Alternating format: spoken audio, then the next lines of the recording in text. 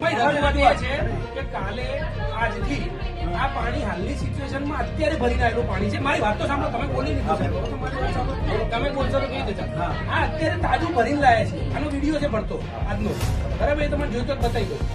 આ પાણી અત્યારે લોકો પીવે છે અને આવું પાણી અમારે પીએ છે. અને આ આખા ઓઢવ વિસ્તારની વાત છે.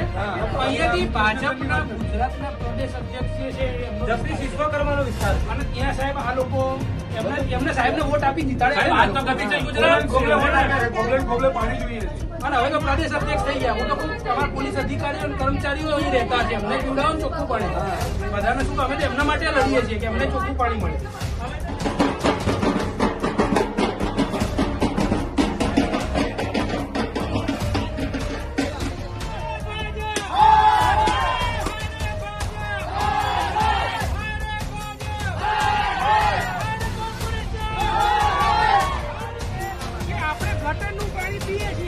આપણે ગટરનું પાણી પીવા મજબૂર છીએ.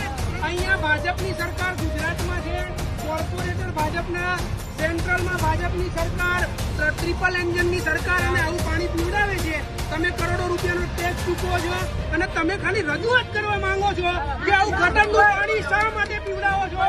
રજૂઆત કરવા માટે બી અંદર જવાનું એવું કેવું છે કે ભાજપમાં માની છે, કટ્ટર ભાજપમાં વોટ આપવા વાળા છે, એમનું કામ નથી થતું ને એમને આમ આદમી પાર્ટીનો સહારો લેવો પડે, એવું એમનું કેવું છે. ભાજપના લોકોનું તો કામ કરો, અમારું આમ આદમી પાર્ટી આવે છે. ભાજપ